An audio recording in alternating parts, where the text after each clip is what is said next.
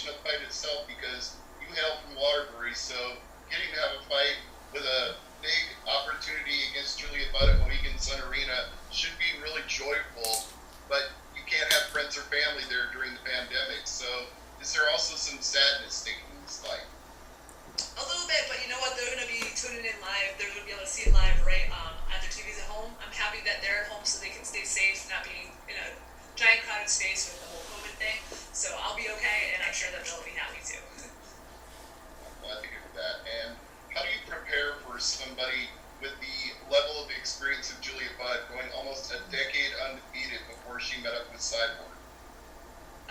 Just one day at a time, in the gym. Luckily, she's got a lot of footage out there, so I can watch a lot of her fights. But, you never know what to expect. Everybody could come in the cage and anything can happen. So, just in the gym, doing everything I can since I was able to go back to the gym that I could.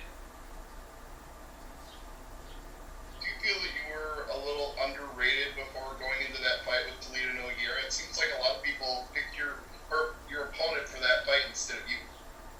Hey, you know what? I train at Underdog. What can I say? I guess between my gym, IMBCC, and Underdog, my footage hasn't really been out there from all the fights that I have had. I've been in the game for 11 years. I'm well rounded, but I'm where I need to be right now. So if I keep working hard, it'll eventually show.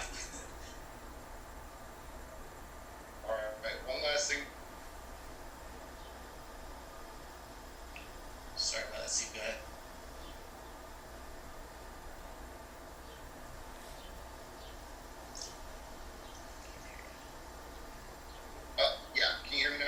Yeah. Okay, the last question I had was, where did you get that nickname, the Widowmaker, from? Originally, some of the guys in the gym said because I was a pretty tough chick, but it's actually personal to me. A lot of my family members and sponsors have had issues with heart attack, the Widowmaker heart attack. Technically, it's unsurvivable. You will die if you get, the Widowmaker heart attack, but a lot of my family has survived and have had some issues with the Widowmaker, and they survived, but in the cage, you're not going to survive. All right, Jessy, thank you for your time. Have a good fight on Friday. Thank you. Our next question will go to Dimitri Kagan. Your line is live. Hey, I just wanted to know, how do you feel going into this fight? Being the underdog, do you feel like you have something to prove? Even though it looks like you're ranked higher than Julia, do you feel like you have something to prove? And what is your game plan to, make your statement? I'm going to put on a show. I'm definitely going to, especially everything with COVID, there's just even a more appreciation for being able to have and be part of this event right now after everything that's going on. We didn't even know if anything was going to happen with fighting Bellator, with even being able to wrestle or touch each other in a gym ever again. So I'm just going to go in there and I'm going to show what I've been training for since I've ever started. Awesome. Thank you. That was it for me. Our next question will go to Kevin Shayken. Your line is live. Hey Jessy, how we doing? So your last two wins have been split decisions. Are you trying to have a finish or a submission to emphasize, hey, I'm not too far away from Cyborg? Hey, I gotta say, I think everyone, when we go into any fight, we want to finish. We want to finish probably right off the bat so we can go, enjoy our day the rest of the day. But anything can happen. My game plan, I got a good game plan going in. And no matter what happens, I'm going to be ready for it. So, okay, if you do capture the win on this Bellator 244, how far away do you think you are from a title shot? I don't see it not being the next or so opportunity. I'll fight whoever Bellator puts in front of me, put it that way. But if it is a title shot next, I will be ready to play for it. Are you trying to run the fight with Leslie Smith bout that got canceled back in March? Sorry, what was it? Can you repeat the question again? Sure, the Leslie Smith fight, the one that got canceled in March. Do you want to run that back possibly with her? Hey, I'm open to anything. To be honest, I think that Bellator has staffed the 145-pound division right now. They've got a lot of great fighters. If they put Leslie Smith in front of me, I'll fight Leslie Smith. If they put Cyborg in front of me, I'll fight Cyborg. I've already done 5-minute rounds with Charmaine Sweet up in Canada, so I'm ready for the 25 minutes regardless if that's how far we gotta take it. So whatever happens, I'm down. Next question from Jay Anderson. Hey, thanks very much. And, I know we talked about it a little. You did surprise a lot of people with the Nogueira win, I think. What was the reaction to that win like online from the fans and so forth? Just like the question before, a lot of people see me as the underdog for every fight I go into, I guess. So at the end of the day, more power to them to see me as the underdog, and better for me for the upset, for them to be like, oh my God, who is this person and what just happened?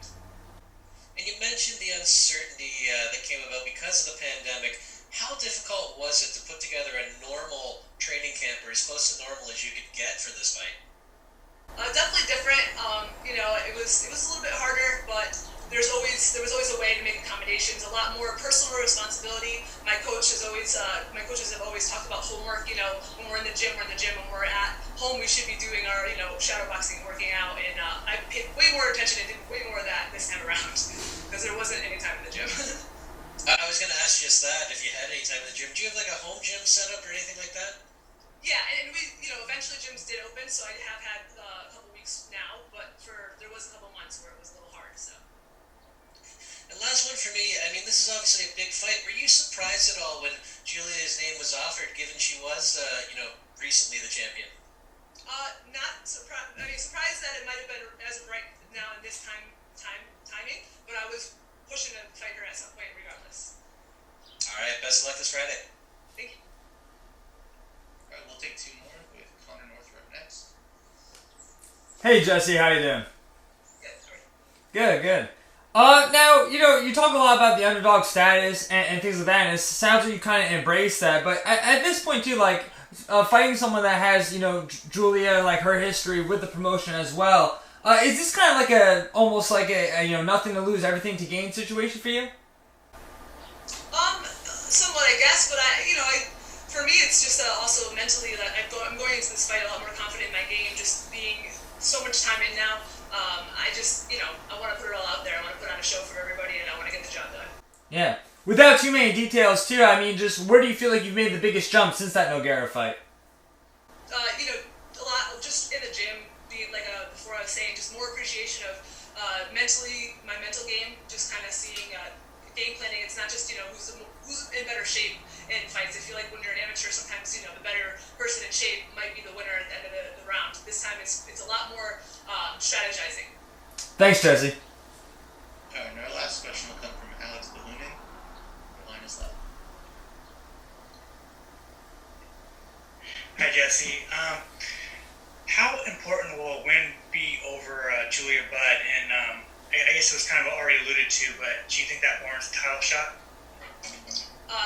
Absolutely, a win is extremely important, but mainly what I need to do is go in there and literally, get the game plan that I have and execute the way I want to execute. And as long as I do that, then I definitely think the title shot would be next. But like I said, it's up to Bellator, and whoever they put in front of me, I'm down.